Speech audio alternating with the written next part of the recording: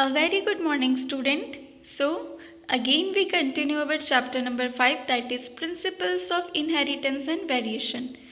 In previous class, I teach you about linkage and recombination. In today's class, our topic is sex determination in honeybees. Okay, so let's start today's topic. देखिए आप लोगों को sex determination के बारे में मैंने बताया था कि सेक्स डिटर्मिनेशन क्या होता है। तो सेक्स डिटर्मिनेशन होता क्या है? सेक्स डिटर्मिनेशन एक एकदम सिंपल सा चीज़ है। जब भी हम किसी ऑर्गेनिज्म के जेंडर के बारे में बात करते हैं या जेंडर को बताते हैं तो उसको हम क्या कहते हैं? Sex determination.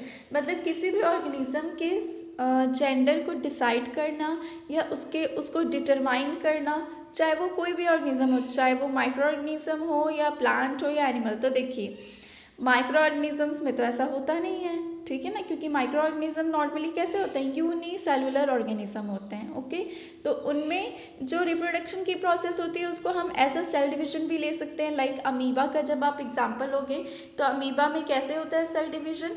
अमीबा में होता है बाइनरी फिजन के थ्रू। ओके, तो फिर बाइनरी फिजन में क्या होता है? जो एक सेल है वही दो सेल में क्या हो जाता है? डिवाइड हो जाता है। तो एक तरह से वो कैसा हुआ? Cell division. ठीक है, तो हम इसमें माइक्रो ऑर्गेनिज्म को तो नहीं ले सकते, लेकिन जो और सब ऑर्गेनिज्म लाइक ह्यूमन्स हैं, एनिमल्स हैं, ठीक है ना, प्लांट्स में भी मेल फीमेल होते हैं।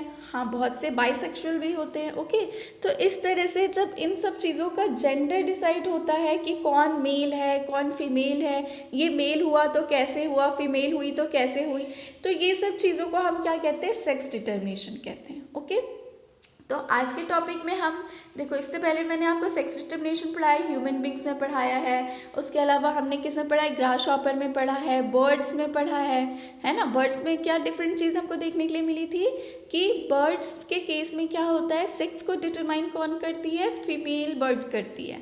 क्यों? क्योंकि फीमेल के पास दो डिफरेंट टाइप के सेक्स क्रोमोसोम होते हैं। ओके, और ह्यूमंस में क्या होता है? ह्यूमंस में मेल करते हैं। मतलब मोस्टली हर जगह सेक्स का डिटर्मिनेशन कौन करते हैं? मेल ही करते हैं। क्यों? क्योंकि उनके पास दो डिफरेंट टाइप के सेक्स क्रोमोसोम प्रेजेंट होते हैं। बट बर्ड्स के केस में क्या होता है? फीमेल करती हैं। ओके, तो देखिए आज के टॉपिक को बारे में हम हनी बीज के बारे में पढ़ेंगे। तो हनी बीज का सेक्स डिटर्मिनेशन बताने के पहले मैं आपको हनी बीज की कुछ इंटरेस्टिंग चीज़ें बता देती हूँ। तो हनी बीज को तो आप सभी जानते होंगे, है ना। तो देखो ये जो हनी बी होता है ना, इसको क्या कहा जाता है? हनी बी को कहा जाता है सोशल ऑर्गेनिज्म भी कह सकते हैं या सोशल इंसेक्ट भी कह सकते हैं। अब आप सोच रहे हो कि मैम ये सोशल वर्ड कहाँ से आ गए? तो इंसेक्ट है या ऑर्गेनिज्म है, तो ये क्या सोशल मतलब क्या होता है? सोशल यानी समाज, सामाजिक, इस तरह का, है ना, हमारे आसपास की सोसाइटी, ये सब के बारे में बात करते हैं हम सोशल में।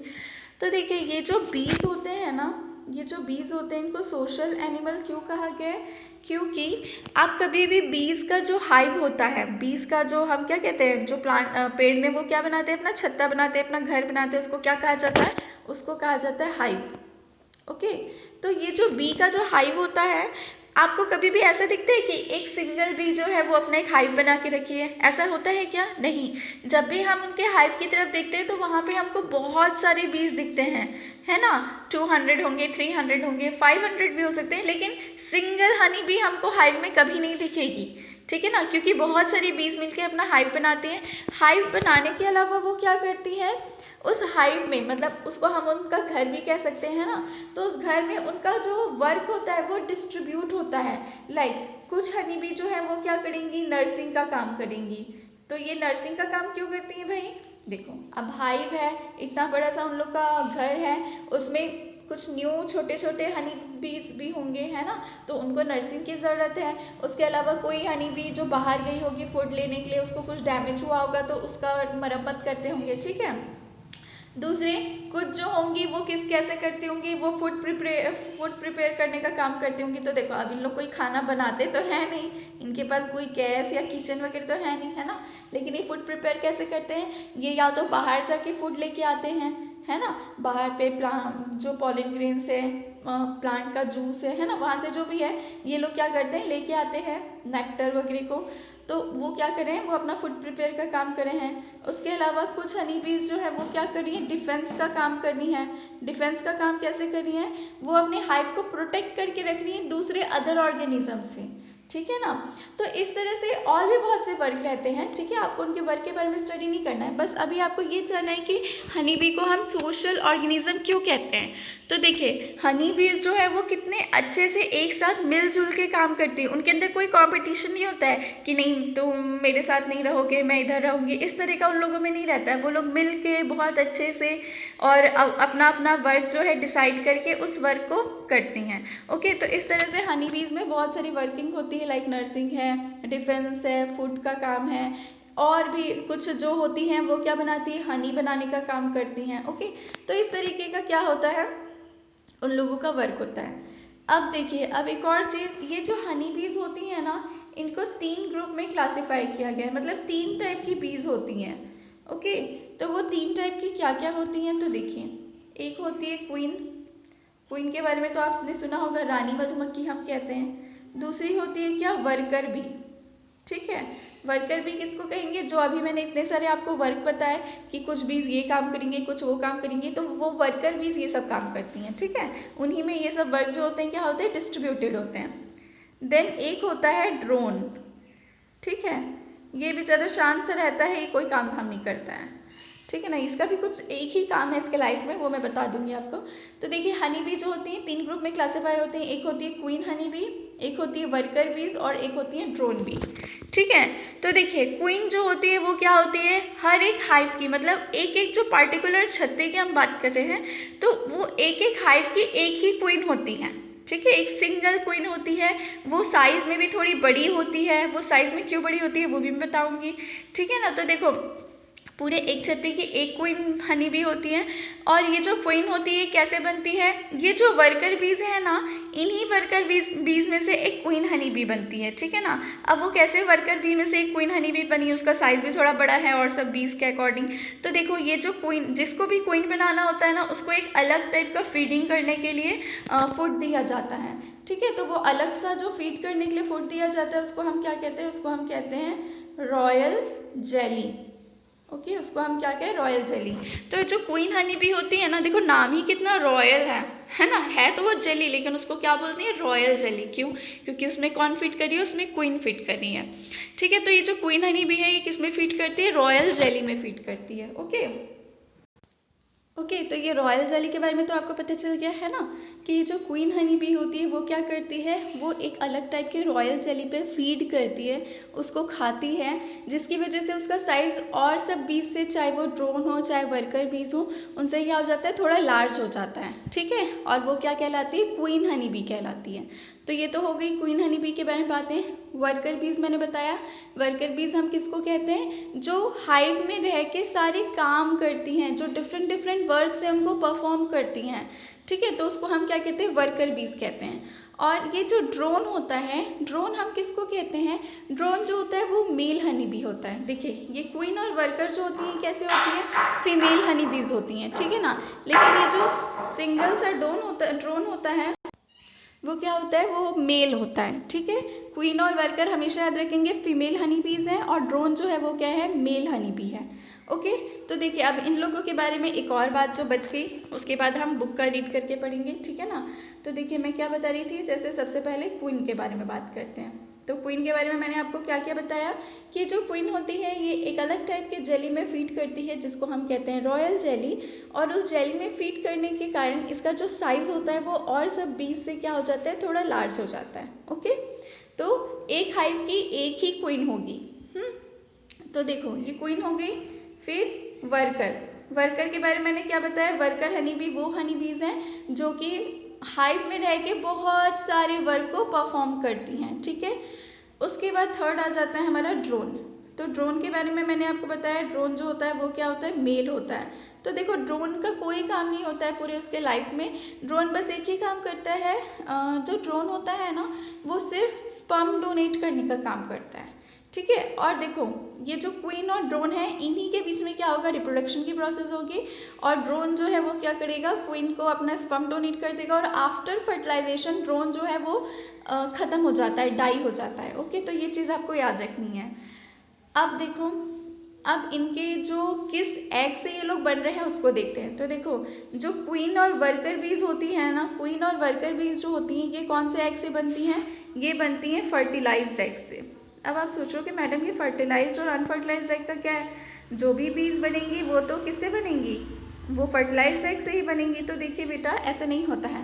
फर्टिलाइज्ड एग से कौन बनेंगी? क्वीन बनेगी और वर्कर भी बनेगी, ठीक है। और ड्रोन जो होता है ये किससे बनता है? ये बनता है अनफर्टिलाइज्ड एग से, ठीक है। तो देखो, बी जो क्वीन होती है केवल वही क्या करती है? पूरे रिप्रोडक्शन का काम वगैरह करती है। मतलब क्वीन जो है वही क्या करेगी? बेबी को प्रोड्यूस करने का काम करेगी। तो देखो, क्वीन जो है वो क्या करती है? ड्रोन के साथ तो उसका रिप्रोडक्शन की प्रोसेस होती है, लेकिन क्वीन रिप्रोडक्शन के पहले ही क्या करती है? बहुत सारे एग जो हैं, लगभग 2000 to 3000 समथिंग एग्स जो है वो क्या कर देती है? ले कर देती है, ठीक है। उसके बाद क्वीन और ड्रोन जो होते हैं वो एक फ्लाइट पे जाते हैं, ठीक है, एक उड़ान भरते हैं, ऐसा कह सकते हो आप। और वहाँ पे उन लोगों का रिप्रोडक्शन की प्रोसेस होती है। और after reproduction drone is get die. Drone जो होता है वो डेथ हो जाती है उसकी, ठीक है। अब ड्रोन ने स्पर्म जो है वो किसको दे दिया? क्वीन को दे दिया। क्वीन ने क्या किया? उनमें से जितने एग उसने ले किए थे उनमें से कुछ एग जो है उसको फर्टिलाइज्ड कर दिया और कुछ एग को अनफर्टिलाइज्ड ही रख दिया, ठीक है ना। तो ये उसको अनफर्टिलाइज्ड रखने का भी मीनिंग था। उसने अनफर्टिलाइज्ड क्यों रखा? क्योंकि अनफर्टिलाइज्ड उसने इसलिए रखा क्योंकि अगर वो अनफर्टिलाइज्ड एग रहेगा तभी क्या बनेंगे? ड्रोन बनेंगे, मतलब मेल हनी बी बनेंगे, ओके। और अगर वो सबको फर्टिलाइज कर देगी तो मेल कहाँ? मेल तो बन ही नहीं पाएंगे, ओके। दैट्स वाई वो बहुत सारे जो एग होते हैं उनमें ज़्यादातर क्या करती है? उनको फर्टिलाइज कर देती है। और कुछ एग्स जो है उनको अनफर्टिलाइज छोड़ के उनको क्या कर देती है? ड्रोन बनने के लिए छोड़ देती है, ठीक है। तो ये था हनी बी का पूरा कॉन्सेप्ट। अब देखो, थोड़ा डिफरेंट टाइप का स्टोरी था ना हनी बी का, कि अरे भाई कुछ जो हैं वो फर्टिलाइज्ड है, कुछ अनफर्टिलाइज्ड एग से बने हैं। उसके बाद जो हनी बीज होते हैं उनमें 3 टाइप के हनी बीज होते हैं, that is queen, worker and drone, है ना। तो देखो, ये जो हनी बीज होती है ना, इनमें अलग टाइप की एक प्रोसेस होती है जिसको हम क्या कहते हैं? इसको हम कहते हैं पार्थिनोजेनेसिस। आपने फर्स्ट चैप्टर में ये वर्ड सुना होगा ना, पार्थिनोजेनेसिस। पार्थिनोजेनेसिस के बारे में क्या पता है आपको? हमने क्या पढ़ा था? पार्थिनोकार्पिक फ्रूट पढ़ा था। पार्थिनोकार्पिक फ्रूट क्यों? जो अनफर्टिलाइज्ड रहते हैं और फ्रूट में डेवलप हो जाते हैं उनको हम क्या कहते थे? पार्थिनोकार्पिक फ्रूट कहते थे। वैसे ही पार्थिनोजेनेसिस में भी अनफर्टिलाइज्ड एग से ही या फिर जो फीमेल है वही क्या करती है? जनरेशन को आगे बढ़ा रही है, तो उसको हम क्या कहते हैं? पार्थिनोजेनेसिस कहते हैं, ठीक है। तो इसको हम अच्छे तरीके से बुक में रीड करते हैं। चलिए बुक का पढ़ते हैं हम। Let's read. The sex determination in honeybee is based on the number of set of chromosomes an individual receives. तो देखिए क्या बता रहा है इसमें कि जो सेक्स डिटर्मिनेशन होता है हनी बीज में वो किस पे बेस्ड होता है? वो उन सेट्स ऑफ क्रोमोसोम पे बेस्ड होता है जो कि एक इंडिविजुअल रिसीव करता है। एक इंडिविजुअल हनी बी उसको क्या करता है? रिसीव करता है, okay. An offspring formed from the union of a sperm and an egg develop as a female queen or worker, and an unfertilized egg develop as a male drone by means of parthenogenesis. Okay, देखिए जो मैंने बताया वो तो starting में ही आ गया। क्या बता रहा है कि ये जो मतलब जो बेबी वाले बीज बनते हैं वो कैसे बनते हैं? वो स्पर्म और एग के फर्टिलाइजेशन से ही बनेंगे, लेकिन कुछ जो होते हैं वो बिना फर्टिलाइजेशन के बनते हैं। तो देखिए कैसे बन रहे हैं। जो फर्टिलाइज्ड एग से डेवलप हो रहे हैं वो क्या बन रहे हैं? वो बन रहे हैं आपके क्वीन और वर्कर भी, ठीक है। मतलब जो फीमेल में कौन आ जाते हैं? क्वीन और वर्कर आ जाते हैं। ये कौन से एग से बनते हैं? ये फर्टिलाइज, मतलब एग और स्पर्म का क्या होगा? फर्टिलाइजेशन हुआ होगा, ठीक है।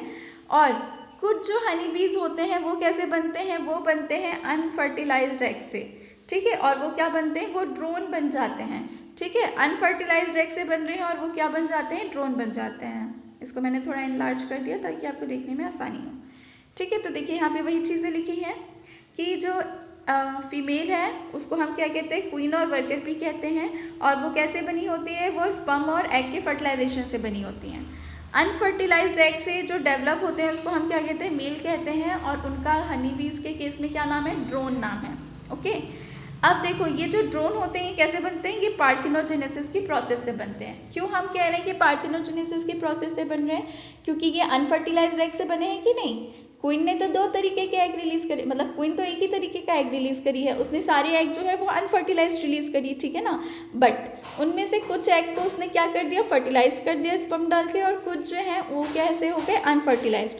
तो अनफर्टिलाइज्ड एग से जो हनी बीज बने तो वो कौन सी प्रोसेस से बने, वो बने पार्थिनोजेनेसिस की प्रोसेस। तो जब भी अगर आपको आता है व्हाट इज पार्थिनोजेनेसिस, तो पार्थिनोजेनेसिस क्या है, विथआउट फर्टिलाइजेशन जब ऑफस्प्रिंग डेवलप होता है तो उसको हम क्या कहते हैं, पार्थिनोजेनेसिस कहते हैं। ओके तो हनी सबके केस में नहीं होता है पार्थिनोजेनेसिस। पार्थिनोजेनेसिस भी मतलब कि कुछ ही चीज़ों में होता है, लाइक हनी बीज में हमने देखा। उसी तरह से एक अलग टाइप की लिजार्ड होती है, उसका अमेरिकाना सेक्सिलोना नाम है, ठीक है ना, उस लिजार्ड में होता है। तो सारे एनिमल्स या ऑर्गेनिज्म में नहीं होता है ऐसा, ठीक है। कुछ ही गिने चुने ऑर्गेनिज्म में पार्थिनोजेनेसिस की हमको प्रोसेस देखने को मिलती है। ओके तो आपको समझ में आया पार्थिनोजेनेसिस मतलब क्या होता है। तो याद रखना हमेशा कि हनी बीज के केस में फर्टिलाइज्ड एग से जो डेवलप हुए हैं लाइक क्वीन और वर्कर, वो क्या कहलाती हैं, फीमेल कहलाती हैं, और जो अनफर्टिलाइज्ड एग से डेवलप होते हैं वो क्या कहलाते हैं, मेल, जिसको हम कहते हैं ड्रोन। ओके देन क्या बता रहे हैं, this means that the males have half the number of chromosome then that of female. तो देखिए जो मेल होते हैं उसके पास हाफ नंबर ऑफ क्रोमोसोम होते हैं, तो ऑब्वियस सी बात है जब हम पूरा क्रोमोसोम, मतलब वो एग जब फर्टिलाइज्ड है ही नहीं तो उसको हाफ सेट ऑफ क्रोमोसोम कहाँ से मिलेंगे, उसके पास जितने क्रोमोसोम्स होंगे केवल उतने ही होंगे, है ना। जैसे कि ह्यूमन के केस में क्या होता है, लाइक समझिए एक्स है वाई है, एक्स किससे मिला, फीमेल से, वाई किससे मिला, मेल से। हाफ सेट ऑफ क्रोमोसोम, ये n number of chromosome carry किए हुए, ये n number of chromosome carry किए हुए हैं, ठीक है ना। तो क्या हो गया, हैप्लॉइड नंबर ऑफ हैप्लॉइड क्या बन गया आपके, डिप्लॉइड बन गया। लेकिन हनी बी के केस में ऐसा हो पा रहा है क्या, मेल जो है वो फर्टिलाइज्ड एग से बन रहा है कि नहीं बन रहा है, तो उसके पास केवल, अगर समझ लो ये मेल है तो वो केवल हाफ नंबर ऑफ क्रोमोसोम से ही बना है, मतलब हैप्लॉइड कंडीशन में क्या हुआ है, डेवलप हुआ है। Okay then